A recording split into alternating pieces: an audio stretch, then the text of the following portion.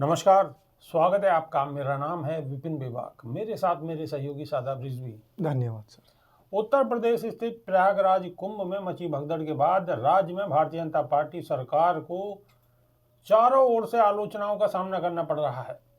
सियासी दलों के बाद अब संतों और महंतों की ओर से भी प्रतिक्रियाएं आ रही हैं। इसी क्रम में शंकराचार्य अविमुक्तेश्वरानंद सरस्वती ने कहा है कि मौजूदा सरकार को सत्ता में रहने का अब कोई नैतिक अधिकार नहीं है। प्रयागराज महाकुंभ में हुई भगदड़ पर ज्योतिष पीठ के शंकराचार्य स्वामी अविमुक्तेश्वरानंद सरस्वती ने एक बड़ा बयान दिया है। उन्होंने कहा है कि भगदड़ की घटना ने सरकारी इंतजामों की पोल खोल दी है। अधिकारी महाकुंभ में 40 करोड़ और मौनी अमावस्या पर 10 करोड़ श्रद्धालुओं के आने का दावा करने से पहले कर रहे थे। इस हिसाब से उन्हें व्यापक तैयारी करके रखनी चाहिए थी। शंकराचार्य ने कहा है कि घटना ये बताती है कि तैयारी पूरी नहीं थी और लोगों के जीवन के साथ खिलवाड़ किया गया। अगर हमारे घर के किसी समारोह में 1000 लोगों की व्यवस्था है तो फिर हमें वहां 5000 लोगों को नहीं बुलाना चाहिए। महाकुंभ में यही हुआ। शंकराचार्य ने कहा कि व्यवस्थाओं के बेहतर दावे की जानकारी पाकर श्रद्धालु यहां पर आ गए, लेकिन ग्राउंड जीरो पर उनके लिए पुख्ता इंतजाम नहीं थे। शंकराचार्य अविमुक्तेश्वरानंद सरस्वती ने मौतों का आंकड़ा 17 घंटे तक रखने पर अपनी नाराजगी जताई है।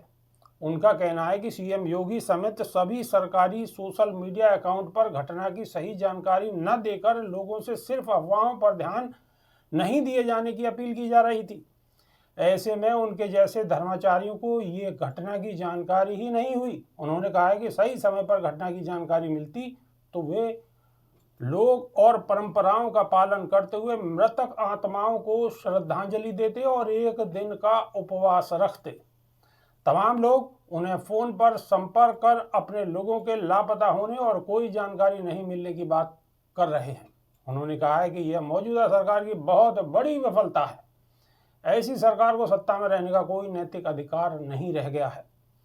सरकार को खुद ही हट जाना चाहिए या फिर जिम्मेदार लोगों को इस मामले में दखल देना चाहिए। ये ऐसी दुखद घटना है जिसे सनातनियों की सुरक्षा पर सवालिया निशान खड़े कर दिए हैं।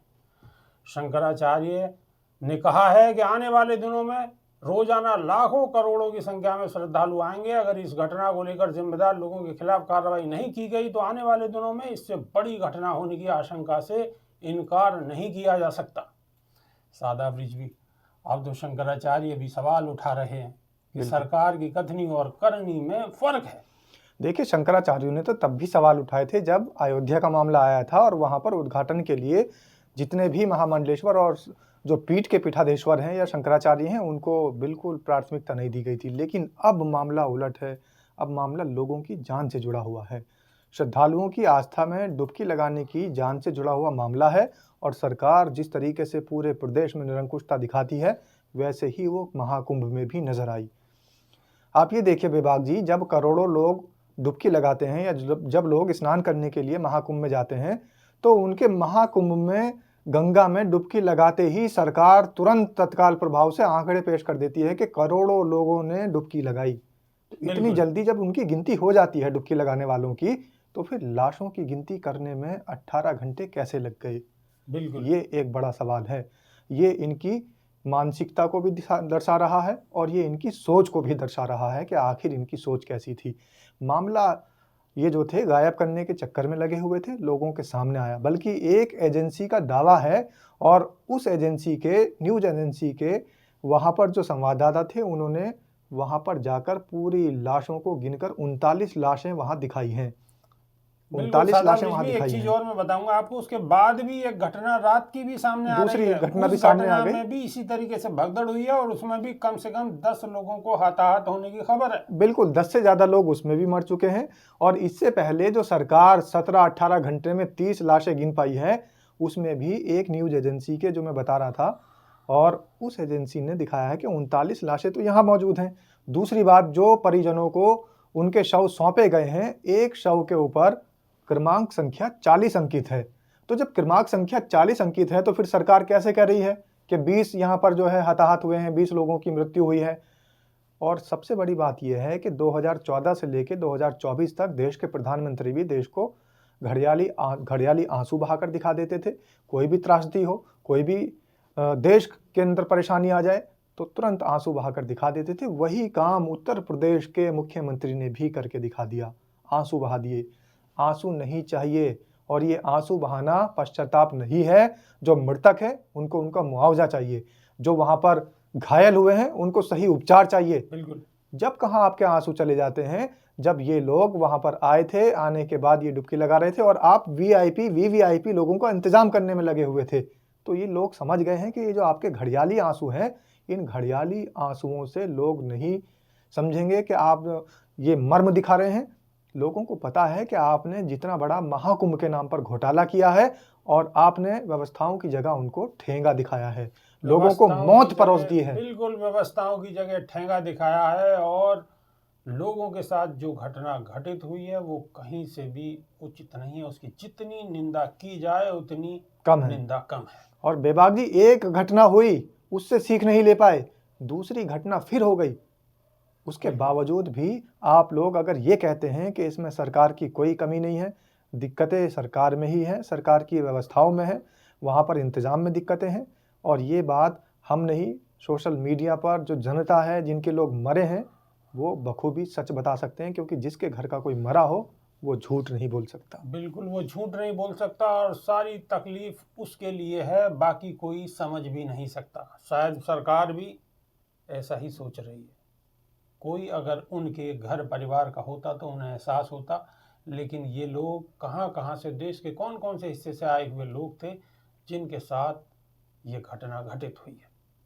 और एक चीज़ और जो खबर निकल के आ रही है सादा ब्रिज भी, वो ये भी आ रही है कि चारों तरफ जाम की शिकायत है। लगभग 8 जिले, प्रयागराज के करीब के 8 जिलों में जाम लगा हुआ है, रोडें जाम है और लोग सड़कों पर परेशान हैं। लोगों के लिए खाने पीने की और तमाम सारी सुविधाओं की दिक्कत हो रही है। ये तो वही बात हो गई जैसे नरेंद्र मोदी जी ने डिमोनेटाइजेशन के समय में नोटबंदी कर दी थी, और जब नए नोट आए थे तो उन्होंने जो एटीएम मशीन लगी हुई थी उनको नहीं बदल पाए थे। यानी पूरा काम तो कर दिया, लेकिन बाद में जो दिक्कतें आएंगी उसको नहीं सोचा। ऐसे ही उत्तर प्रदेश सरकार ने राम मंदिर के जो श्रद्धालु वहां पर उमड़े हैं, तो वहां पर इतने श्रद्धालु आएंगे, सरकार को पता होना चाहिए था, और पता है, क्योंकि सरकार आंकड़े बताती रहती है कि करोड़ों की संख्या में अनुमानित संख्या करोड़ों की है जो श्रद्धालु यहाँ पर आएंगे, और करोड़ों की अनुमानित संख्या है जो कि यहाँ डुबकी लगाने आएंगे।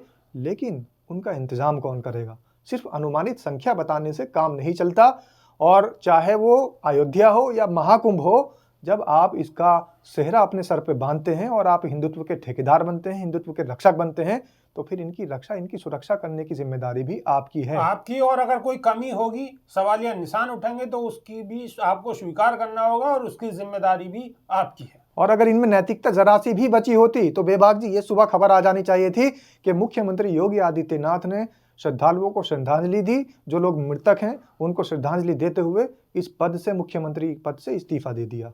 लेकिन इस्तीफा दे ही नहीं सकते, क्योंकि सबसे बड़ा कांड तो यही चल रहा है कि किसी भी तरीके से सत्ता में बने रहना है। अगर इतनी ही शर्म बाकी है तो इस्तीफा दे देना चाहिए, और इस्तीफा देते हुए अपनी बात को, अपनी गलती को स्वीकार करते हुए इस देश की जनता से, प्रदेश की जनता से माफी मांगनी चाहिए। बिल्कुल, आप कैसे सोचते हैं? माफी मांगनी चाहिए, इस्तीफा देना चाहिए या नहीं? कमेंट के माध्यम से जरूर बताइएगा, इंतजार रहेगा। अभी के लिए सिर्फ इतना ही, नई वीडियो में फिर रूबरू होंगे। बहुत बहुत शुक्रिया, नमस्कार, धन्यवाद सर।